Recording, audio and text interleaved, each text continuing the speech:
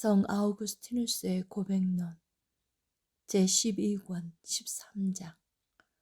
지성을 가진 하늘들의 하늘과 무영의 땅.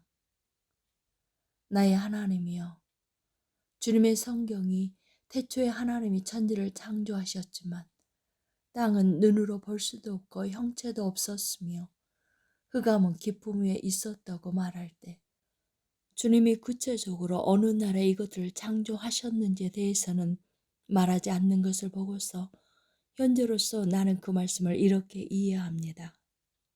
하나님이 태초에 창조하신 하늘은 하늘들의 하늘, 즉 지성을 가진 하늘을 가리킨다는 것입니다.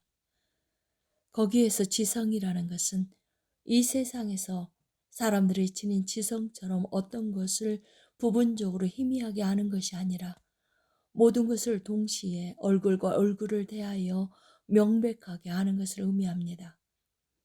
따라서 거기에서는 시간의 흐름에 따라서 순차적으로 지금은 이것, 다음은 저것을 아는 것이 아니라 내가 이미 말한 것처럼 시간의 흐름과는 아무런 상관없이 모든 것을 동시에 합니다. 또한 하나님이 태초에 창조하신 땅은 눈으로 볼 수도 없고 형체도 없는 그런 땅이었기 때문에 시간의 변화에 따라 지금은 이런 모습이고 다음에는 저런 모습이 되는 것이 없었습니다. 왜냐하면 그 어떤 형체도 없는 곳에서는 그 형체가 이런저런 모습으로 바뀌는 것도 있을 수 없기 때문입니다. 따라서 현재로서 나는 주님의 성경이 태초에 하나님이 천지를 창조하시니라고 말할 때 하나님이 어느 날에 천지를 창조하신 것인지를 기록하지 않은 이유는 거기에서 말하고 있는 하늘은 최초로 형상을 지닌 것으로 창조된 하늘들의 하늘을 가리키고 땅도 눈으로 볼 수 없고 형체도 없는 철저하게 무형의 것으로 창조되었기 때문이라고 이해합니다.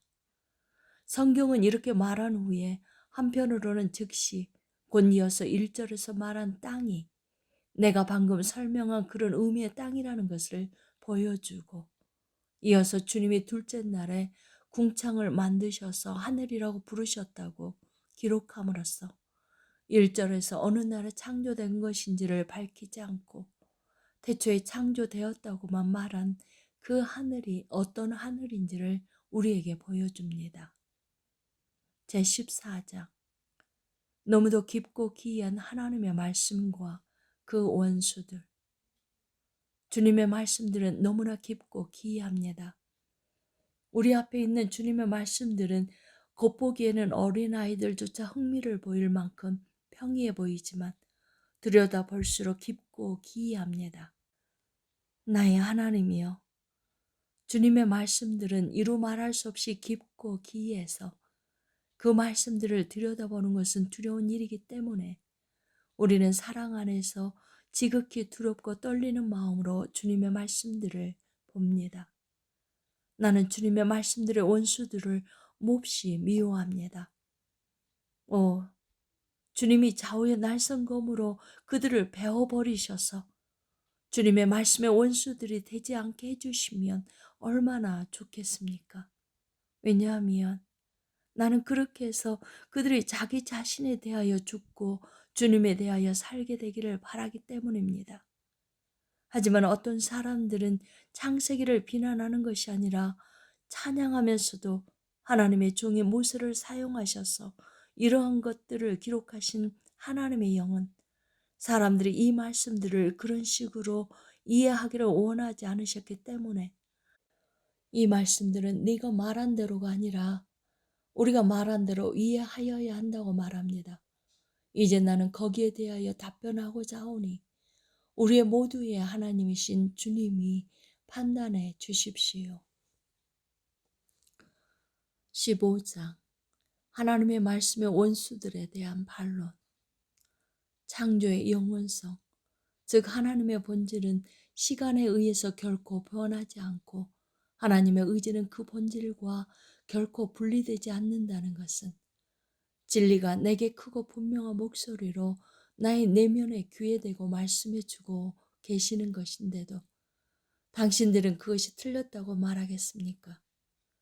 이렇게 하나님은 시간의 흐름에 따라 그 원하시는 것이 변하는 것이 아니라 자기가 원하시는 모든 것을 단번에 동시에 원하시기 때문에 계속적으로 반복해서 원하시는 것도 아니고, 오늘은 이것을 원하셨다가 내일은 저것을 원하시는 일도 없으며, 오늘은 원하지 않으셨던 것을 내일은 원하시거나, 오늘은 원하셨던 것을 내일은 원하지 않으시는 일도 없습니다.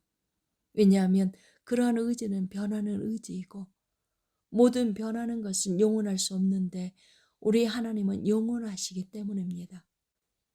또한 진리가 내게 나의 내면에 귀에 대고 말씀하신 것이 또 있는데, 그것은 장차 올 것들에 대한 기대는 실제로 왔을 때는 직관이 되고, 마찬가지로 직관은 지나갔을 때에는 기억이 되는데, 이렇게 사물들에 대한 인식이 기대에서 직관을 거쳐 기억으로 바뀌는 그런 사고는 모두 변하는 것이고, 모든 변하는 것은 영원하지 않지만 우리 하나님은 영원하시다는 것입니다.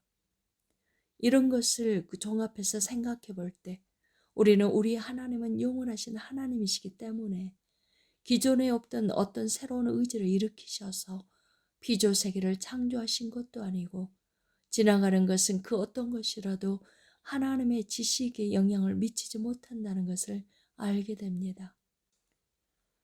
나의 설명에 반대하는 자들이여, 어디 한번 말해 보십시오. 하나님의 영원성에 대하여 내가 말한 것들이 다 거짓이라는 말입니까? 그들은 아니다라고 대답합니다. 그렇다면 무엇입니까? 이미 형상을 부여받은 모든 물체들과 앞으로 형상을 부여받을 수 있는 진료가 최고의 존재이신 까닭에 최고의 선이신 하나님으로부터 왔다는 것이 거짓이라는 말입니까? 그들은 우리는 그것을 부정하는 것도 아니다라고 대답합니다. 그렇다면 무엇입니까? 하나님의 피조물들 중에는 참되시고 진정으로 영원하신 하나님 곁에 지극히 고결한 사랑으로 꼭 붙어서 오직 하나님만을 바라보며 안식하고 있기 때문에, 비록 하나님처럼 영원한 존재가 아닌데도 시간의 흐름이나 변화 속에서 떠내려가 없어져 버리지 않는 그런 고귀한 피조물이 존재한다는 것을 부인하고자 하는 것입니까? 그 피조물은 하나님이 명하신 만큼 하나님을 사랑하고, 하나님은 그 피조물에게 자신을 계시하시고 만족함을 주시는데, 무엇 때문에 그 피조물이 하나님으로부터 떨어져 나가거나 자기 자신을 향하겠습니까?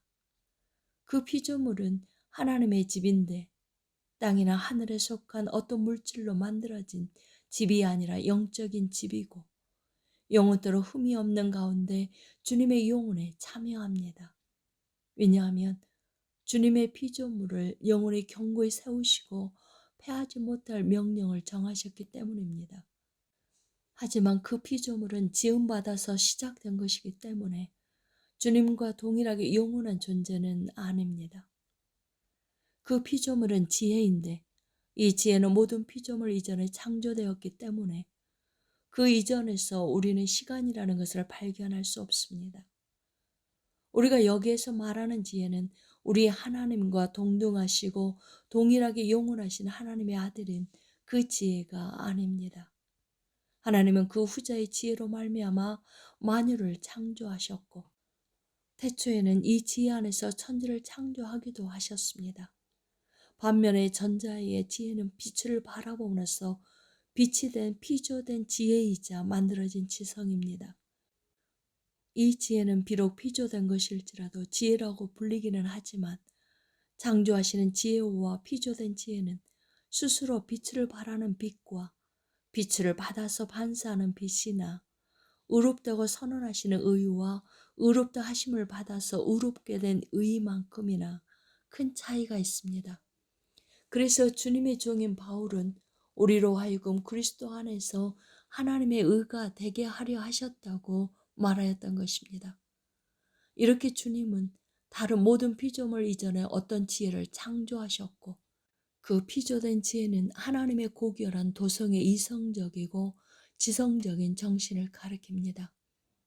이 도성은 위에 있는 자유자, 곧 우리 어머니이고 하늘에 있는 영원한 집인데, 여기에서 하늘은 주님을 위한 존재이고 늘 주님을 찬송하는 하늘들의 하늘이 아니라면 무슨 하늘이겠습니까?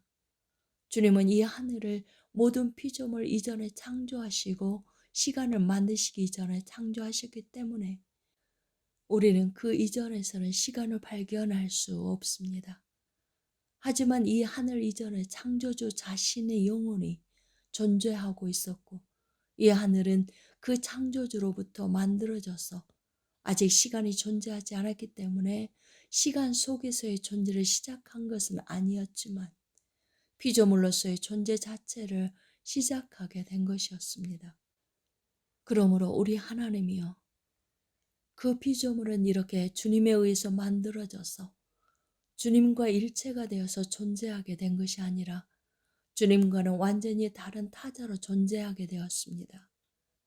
따라서 그 피조물은 단지 자기가 창조되기 이전에 시간이 없었을 뿐만 아니라 자기가 창조된 이후에 시간이 존재하게 된 때에도 주님을 한시도 떠나지 않고 주님의 얼굴을 항상 바라보고 있어서 시간에 의해서 그 어떤 변화도 겪지 않을 수 있게 되기는 하였지만 자신 속에는 여전히 가변성이 내재되어 있기 때문에 큰 사랑으로 주님께 꼭 붙어 있어서 주님으로부터 빛을 받아서 늘 대낮처럼 밝게 타오르지 않는다면 언제든지 어두워지고 차가워질 수 있습니다.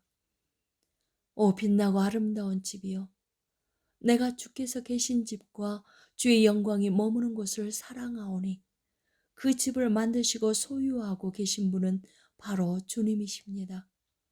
주님의 집을 사모하며 탄식하면서 이 순례길을 행하고 있는 나는 그 집을 지으신 주님이 나도 거기에 데려가 주시기를 간구하고 있습니다.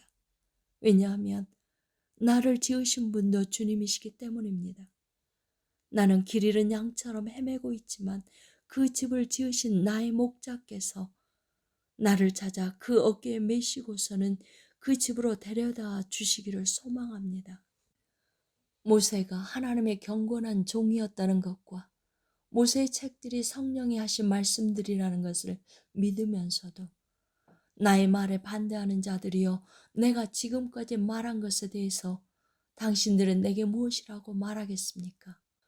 내가 방금 말한 저 하나님의 집은 하나님과 동일하게 영원한 것은 아니지만 자신의 방식을 따라 그 하늘에서 영원하기 때문에 당신들이 거기에서 시간의 변화를 찾으려고 해보아야 결국에는 찾지 못하고 헛수고만 할 것이 뻔하지 않겠습니까? 왜냐하면 그 피조물은 한시도 한눈 팔지 않고 오직 하나님을 항상 꼭 붙잡고 있어서 시간의 흐름으로 인한 모든 변화와 분산을 초월해 있기 때문입니다. 나의 이 말에 대해서는 그들도 그렇다고 대답합니다. 그렇다면 당신들은 내 마음이 나의 내면에서 주님을 찬송하는 음성을 들으면서 나의 하나님을 향하여 외치는 것들 중에서 도대체 어떤 것들이 잘못되었다고 주장하는 것입니까? 그 어떤 형상도 존재하지 않아서 그 어떤 시간적인 질서도 존재하지 않는 무형의 진료에 대하여 말한 것이 잘못된 것입니까? 그 어떤 시간적인 질서도 존재하지 않았기 때문에 그 어떤 시간의 변화도 존재할 수 없었습니다. 하지만 이 무에 가까운 어떤 것은 절대적인 무가 아니었기 때문에 하나님으로부터 온 것이 분명합니다. 왜냐하면 모든 존재하는 것들은 어떤 식으로 존재하는 것이든 하나님으로부터 오기 때문입니다. 그들은 그것도 우리가 부정하지 않는다고 대답합니다. 16장. 하나님의 진리를 시인하는 사람들과 얘기를 나누고 싶은 심정을 토로함. 나의 하나님이여, 이제 나는 주님의 진리가 나의 내면에서 내 마음에 들려준 이 모든 것들이 참되다고 인정하는 사람들과 함께 주님 앞에서 이 문제에 대하여 잠깐 얘기를 나누고 싶습니다. 이것들을 부정하는 자들이 마음 내키는 대로 큰 소리로 짖고 떠들지라도 나는 그들을 설득해서 잠잠하게 하고 주님 말씀이 그들에게 들어갈 수 있는 길을 열어놓기 위해서 애쓰고자 합니다. 하지만 나의 하나님이여, 그들이 나를 거부하고 밀어낸다고 할지라도 주님께서 내게는 침묵하지 마시고 내 마음속에서 진리의 말씀을 내게 들려주시기를 간구합니다. 그렇게 하실 분은 오직 주님뿐이시기 때문입니다.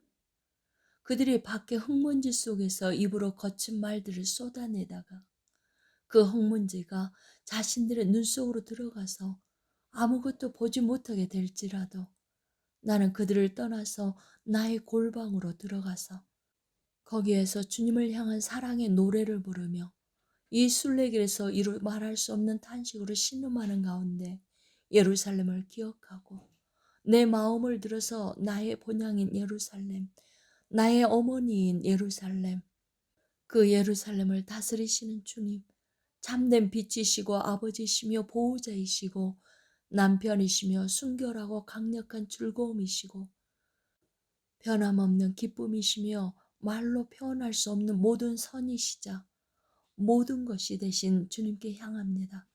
왜냐하면 주님은 유일하신 최고의 선이자 참된 선이시기 때문입니다. 나의 자비이신 나의 하나님이여, 주님이 분산되고 왜곡된 나의 모든 것을 다시 한데 모아 예루살렘을 탐게 하시고 영혼이 견고하게 하셔서 저 지극히 사랑스러운 어머니인 예루살렘의 평화로 이끄실 때까지는 나의 마음을 주님으로부터 돌리지 않을 것입니다. 거기에는 내 영혼의 첫 열매들이 있고 나의 모든 확신도 거기로부터 옵니다.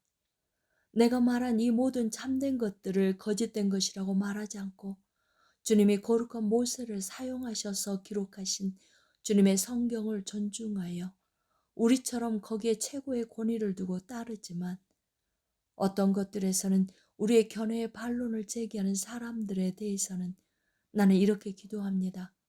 나의 하나님이여, 주님이 친히 나의 고백들과 그들의 반론들 사이에서 판단하여 주십시오.